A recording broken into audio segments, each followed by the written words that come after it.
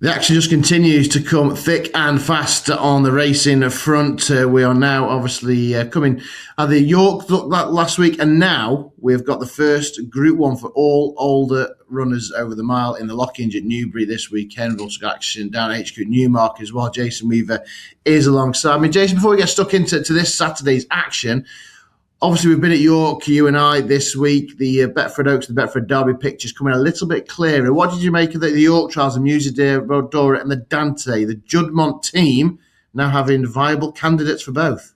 Yeah, I think rock solid would be the sort of take. I'm not convinced about the filly and the Musadora. Look, she may well take another significant step forward. And I looked at her action, Matt, and I think that possibly a little bit of dig in the ground is definitely going to see her in a better light. Whereas with Item, the unbeaten Item, he was smooth. He was freewheeling, good travelling.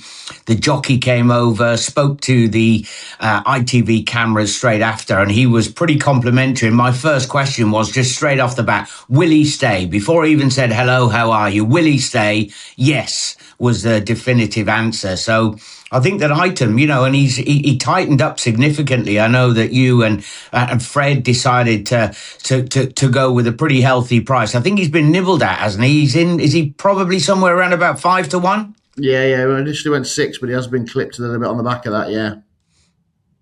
So it was a real good performance from him. And I think that the ability that he has is to jump and travel. That first climb at Epsom for the Betfred Derby, where you need to get a position, find your sit before you're on the roller coaster down into Tattenham Corner. So he's got to be a major player, hasn't he? And we mustn't forget, Matt, we still have the one race at Goodwood that we may well see a water to wine. He's definitely desperate to throw his hat into the ring for the Betfred Derby. And the possibility, remember there was a good talk about, I think it was King's Gambit, after he won the London Gold Cup at Newbury. Why has he not been thrown into the Derby mix? And when we talk about that a little bit later on, there is some intertwining form. So lots to look forward to. And I think that York, the Dante, the historical race, has thrown up a live contender. Okay, then. Interesting, because it's the Juddmonte team, of course, who kick off Saturday's action with a hot pot in the superstar that is Cal Parner, making her eagerly anticipated seasonal return at the age of 5. Yeah, no, I think when you were to look at her profile, we know what she's managed to win. More importantly, what did she manage to win on her return to action last year? She was the Tattersalls Gold Cup winner over in Ireland. This is a nice starting point for her, isn't it? We know that she has to carry the £5 penalty. She's the absolute class of the field. We've got one little bit, and it shows you just in horse racing. If you go on official ratings, West Wind Blows has to give her plenty to think about, being second to Calandagan over in the Shima Classic. But he was gifted a soft time up on the front end, and he may well, I might be doing him down, but he may well have an inflated rating because of that good run. Okay, then that's the Open and the Aston Park Stakes. So we're not totally done with the trials. We've got good ones to come. And I suppose there's a listed contest as well at 2:00, which could throw something into the Betfred Oaks ring. Absolutely, and they will be thinking that. The balloon hasn't popped yet, is it? Allaire, she's bringing in the form behind I'm the One, so it's no surprise that they jump her up immediately into listed class. Esna, she was behind Precise over in the Marcel Boussac. Precise has come out and won the 1000. Sacred Ground, now her run in the Pretty Polly has got to be upgraded. The track at that meeting, with the way the wind was blowing, it was a front runner's paradise. The winner was often gone down into the dip and away, and she did really well to come from the back of the pack. Look, I'm not saying she would have definitely given the winner something to worry about, but the way the track was riding and the way the race panned out, surely Sacred Ground, has got to be a little bit better than where she finished last time. Yeah, for the all-conquering John and Thalie Gosden team, of course. Right, the feature race at 2:35, brought forward, of course, not to clash with the FA Cup, so we can all enjoy it together. The Lockinge, the first older horse Group 1 over a mile, What a race, Jason. Damascus, so impressive on his return at Newmarket. Zeus Olympius, great 3-year-old career. Good third at Sanders' return ahead of Cicero's Gift. Last year's QE2 winner, Sarlan, coming over from France. The Lion in Winter, back as a 4-year-old, could go on and on and on. This is a Group 1 of high standard. What a belter. And you're right, you think Dancing Gemini was 2-1 favourite for this last year. He's going to be around 30-40-1, something like that. Jonquil, don't forget he ran well in the Breeders' Cup. He won the Greenham here.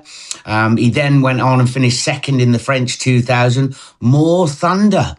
What about him? He was drawn in the car park, 16 in the Prix de la Forêt behind Morona Charlie, all the way down round the outside and staying on. He's probably the one that nobody's given enough respect to, I would imagine. And then you got Sarlan, notable speech, who's the 2024 2,000 guineas winner. What an absolute... And I don't know what you feel. What are we looking at with regarding the boys in blue? I don't think that the horses ran too bad up at York, but we're a pinch away from being great, aren't we? We went to dancing. So Diamond Rain, I thought, ran really well because we knew that she'd come on for it the way she was in the parade ring. The ones in the Dante, maybe a little bit. Just there's a bit of money for Alzanati, but yeah, look, they're not a million miles away. They haven't been a million miles away, have they? They've been running there or thereabouts. You're saying they just haven't got that. Well, they haven't got the head in front, have they? It's over 3 weeks now. Yeah, that's the worry. But there were signs. So I'm going to give him a bit of respect. I hope that it turns around soon. And then you got Zeus Olympios down the bottom. Now, Carl Burt was bullish before his return to action, but then he has been screaming about him working like a champion since he's come back from that Sandown run. The Lion in Winter, of course, he went quickly through the grades and ended up running in the Betfred Derby itself, and now he's back down to what seems his ideal distance. But you mentioned him at the top, Matt. I think when you go through all of them, Demesius put up a £7 career best on his return, and it was that change of gear, wasn't it? He possesses that all-important change of gear that those crack milers have. He's another one, like the Lion in Winter. He was asked the impossible last season when he wasn't ready for it. Back down in distance could be the key for him. Yeah, he was very, very impressive, wasn't he, his return at Newmarket. Right, let's have a look then at the Carnarvon Stakes. Commonwealth Cup credentials really on the line here. Wise approach, probably a little bit disappointed on his return, I thought, on Royal Ascot Trials. Again, obviously for the boys in blue, Charlie Appleby team, maybe that was an issue. Are they better now? Taking on Albert Einstein back at Newbury, over 6 furlongs. Will he finally live up to his billing? Yeah, when you go down through these, some horses that gave us so much fun last year, Havana Hurricane, what about him all the way through the grades last season? And he was behind Wise Approach in the middle park at the back end of last year. You're right, the boys in blue, that makes you a little bit scared. The one who's bringing in arguably the strongest form at the moment, from last season anyway, is Royal Fixation right down the bottom. She managed to win the Lauder. She doesn't get a penalty for that. She was behind True Love, the 1,000 guineas winner, but she makes her first try for the Carl Burt team. That's the angle in with her, isn't it? But I am a bit of an Aidan O'Brien fan. And what about the talk about how good could Albert Einstein be? He's been doing things that we've never seen before. Look, the hood comes off. They tried to get him to relax last time. I don't know. He got mixed messages. It was a weirdly run race, wasn't it? Because he was flat out and then he actually stayed on again in the closing stages. So maybe that was just raw ability. Oh, my word. Hey, and there's no comfort blanket in here. It's not like they've sent another one to look after him or anything. He's on his own. Will they let him run? Will they let him use that natural pace? I hope so. Albert Einstein.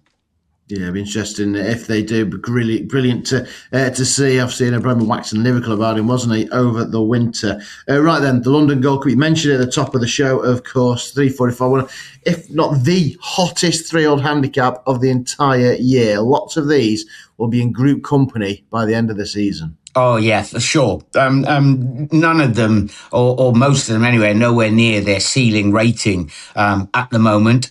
I think that Spice is an interesting runner for Alan King. There's a lovely story between Martin Toddam and his brother. They bought a couple of horses and they wanted them to be pretty smart. All of a sudden, they've ended up with a triple-digit runner on the flat and a really good jumps runner as well.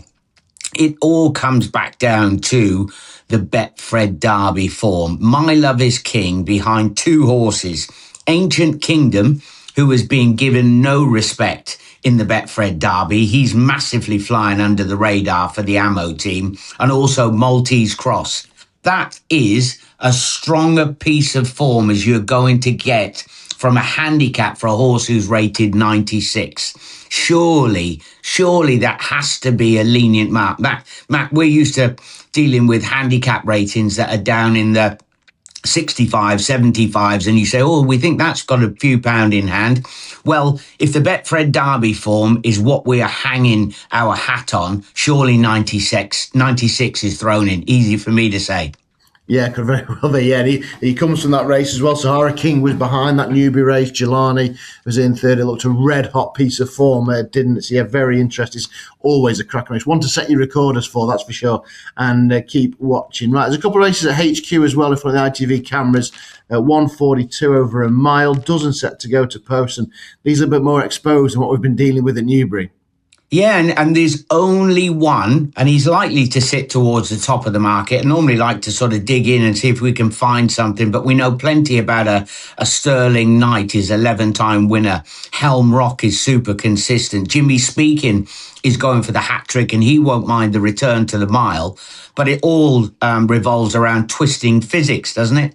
Huge eye catcher at Newbury when we saw him last time, and he comes back down in trip. That is the absolute key, because he was an absolute handful over the mile and a quarter. Big eye catcher late in the day. Wouldn't want to be giving too much ground away, depending on which way the track is riding at Newmarket. Twisting Physics, Spencer, he was in brilliant form, wasn't he, on the Knaves Mile at York?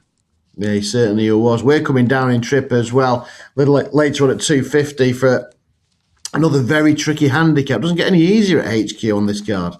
Yeah, I mean, I've actually sided with Silver Ghost in here. When you look through plenty of them, obviously Gold Moyne managed to pick up a good chunk of money throughout the winter, but he hasn't been able to carry that on the turf. Golden Redemption was in front of Billy O. You remember that Stewards Inquiry when they were all over each other going up the hill. But Silver Ghost was just in behind. Now, I know there was a bit of interference.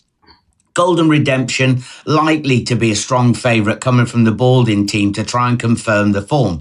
But he had the benefit of an initial start this season, whereas Silver Ghost was returning. He looks on a decent mark. I'm a big fan of Finley Marsh. I think that, you know, the fact that Richard Hughes uses him as his main stable rider, he does get overlooked for some of the biggies. He's a talented rider. Silver Ghost on the tail of them, and he's bound to take a natural step forward. So one for the jumps team, Emma Lavelle.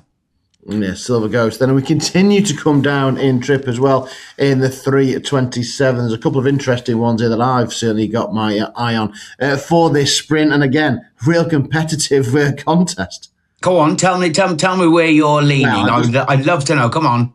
Well, I think he went to many no books and caught many a night at Chester. Miraculous, got absolutely hammered on the inside rail. Nowhere to go. Didn't even have a race. And the handicap has dropped him a pound kindly. Yeah, well, we like that, don't we? A little bit of help from the assessor is always nice. Can we bring that Chester form forward? That's the absolute key in here. I quite like one at a bit of a double digits price in here, and a rider who doesn't get many opportunities. Raja King goes for the Champagne Poppers, has switched across to the TJ Kent team. Now, did nothing wrong for Stuart Williams, was a multiple winner, set off really good in the early part of his career and had some strong form on the July course. I'm hoping he can shift it half a mile across. That's the main reason with Raja King. He's got a pretty good record fresh. Now, I don't know if you'll remember him, but Kevin Marks is part of the Champagne Poppers. Now, he was a really good jockey, served his time over in Germany, rode loads of winners, and he always has one or two in training. So he's part of the Raja King team. He'll have been putting the finishing touches on him. He gets the tongue tie on, Laura Pearson on board, and every reason to expect him to step forward. He's a double-digit price. Yeah, ticks a lot of boxes as well. Cracking jockey on board, got so well with Sparks Fly, of course. Right, 8 races covered, some absolute belters. Mouth, what a week it's been. York was fantastic. Newbury to look forward to. What's the best bet on Saturday, Jace? I think we have to go to the top draw, don't we? Gosden with an improver. It just so ends up that we haven't got to see Field of Gold coming in here, but talk about having one that's right on your side. Demisius, massive improver throughout last season. He quite clearly carried that on through into this current campaign, and off the back of what was a mammoth effort. 120 for him was a career best, and he could be even better down in trip. The team, they won it last year with Lead Artist, they won it the previous year with Audience, and they're going for the hat trick. Yeah, he ran in the Dante and the Betfred Derby last year, Demetrius. He did. Here he is. And here he is now, shutting his stuff at the top level over a mile. Brilliant day of action. It's been it's a fantastic time, of course. We're only 3 weeks away from the Betfred Derby Festival. Lots of build-up to come ahead of that. Thanks to Jason. Best luck wherever you are back in this weekend.